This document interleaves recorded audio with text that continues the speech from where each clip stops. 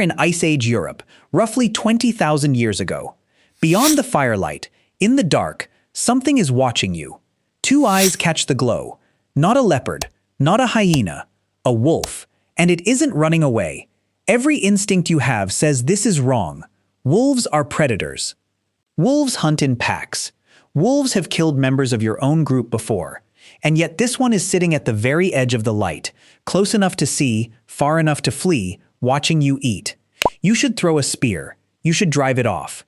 Instead, you do something that will eventually change the entire trajectory of human history. You throw it a scrap of bone. This single, small, almost meaningless decision, repeated by different humans in different places over thousands of years, created the first animal humans ever domesticated, thousands of years before crops, thousands of years before livestock, thousands of years before agriculture existed at all. So, how did the most dangerous predator on the Ice Age landscape become the first creature humans called a friend? Let's start with what we actually know. In 2008, researchers excavating a site called Goyet Cave in Belgium uncovered a skull that would upend the established timeline of dog domestication entirely. The skull belonged to a canine dating back 31,700 years, and its proportions were already different from a wild wolf. A shorter snout, a wider skull, teeth crowded in a way wild wolves' teeth never are. This wasn't a wolf.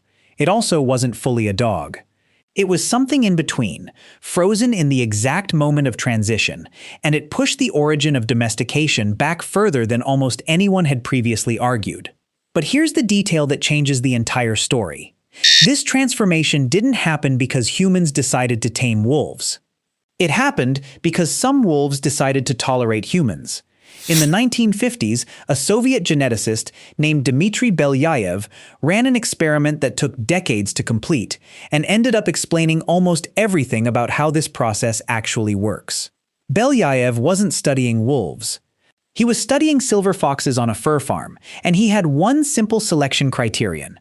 Every generation, he bred only the calmest foxes, the ones that showed the least fear and aggression toward humans. Nothing else.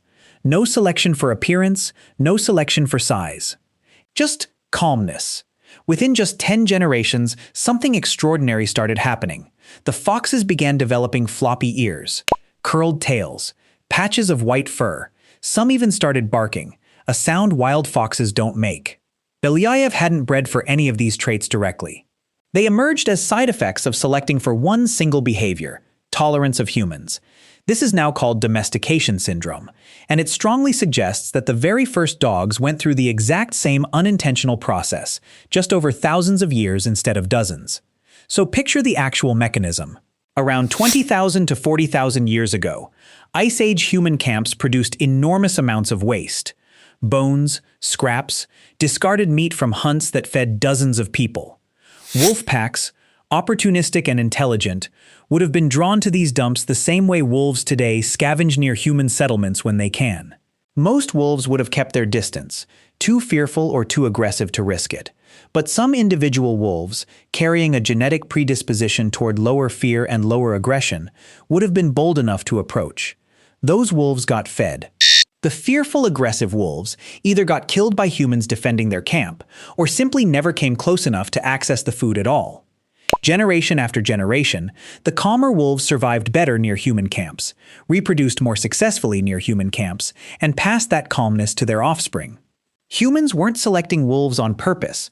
The wolves were selecting themselves, and the camp dump was running the exact same experiment Belyayev would run with silver foxes 20,000 years later, just without anyone designing it. In 2017, a genetic study analyzing ancient and modern dog DNA traced the domestication event to a single wolf population in Eurasia, sometime between 20,000 and 40,000 years ago, predating agriculture by tens of thousands of years. This means dogs were domesticated by hunter-gatherers, people who had no fixed homes, no farms, no permanent settlements. Wolves attached themselves to humans who were still living entirely off hunting and foraging. Which raises an obvious question. What did a wolf actually offer a group of Ice Age hunters in exchange for scraps of bone? The answer turns out to be enormous. Wolves have a sense of smell roughly 10,000 times more sensitive than a human's. They can hear sounds at 4 times the distance humans can detect them. And they are, evolutionarily, built for exactly the kind of cooperative pack hunting that early humans also relied on. A wolf could detect approaching predators in the dark long before a sleeping human camp would notice anything. A wolf could track wounded prey across miles of terrain that would take a human hunter hours to follow on foot. In exchange for food scraps and the safety of proximity to a fire, early humans gained a built-in alarm system, a tracking partner, and an extra set of senses operating in the dark while the camp slept. This wasn't domestication in the sense of training. It was something closer to a trade agreement between two species, negotiated without language, over thousands of years, one bone scrap at a time. Now let's reconstruct what this relationship might have actually looked like, 20,000 years ago, in an Ice Age hunting camp. The hunt returns at dusk, carrying meat from a reindeer brought down after hours of tracking. The carcass is butchered near the fire, and as always, scraps are tossed aside. Bone fragments, hide trimmings, parts not worth keeping.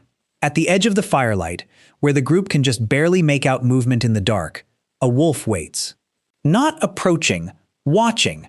One of the hunters, recognizing this particular animal from previous nights, the one that never growls, the one that backs away calmly rather than baring teeth, tosses a scrap in its direction. The wolf eats, retreats slightly, but doesn't leave. Through the night, while the group sleeps near the dying fire, the wolf remains at the boundary of the camp, alert in a way exhausted humans no longer are. If something approaches through the dark, a hyena, a bear, another wolf pack, this wolf reacts first, a low growl. A shift in posture, enough warning for a sleeping human to wake before danger arrives, rather than after. Over months, then years, then generations, that distance shrinks. The wolf that waits at the edge of the firelight becomes the wolf that sleeps near the fire itself. The wolf that growls a warning becomes the wolf that follows a hunting party, instinctively flushing prey toward waiting spears, the very beginning of cooperative hunting between two species that had spent millions of years as competitors for the exact same food sources. And the proof that this relationship became something genuinely emotional, not just practical, exists in the ground itself. In 1914, in Bonn-Oberkassel, Germany, archaeologists uncovered a 14,000-year-old burial containing 2 humans and a dog. The dog's teeth showed signs of severe illness, a disease that would have left it unable to hunt or be useful for months before death. Someone fed and cared for a sick, non-functional animal for an extended period, with no practical benefit, purely because the relationship had become something beyond utility. This wasn't livestock. This was companionship, recorded in bone, 14,000 years before the word companionship existed in any language.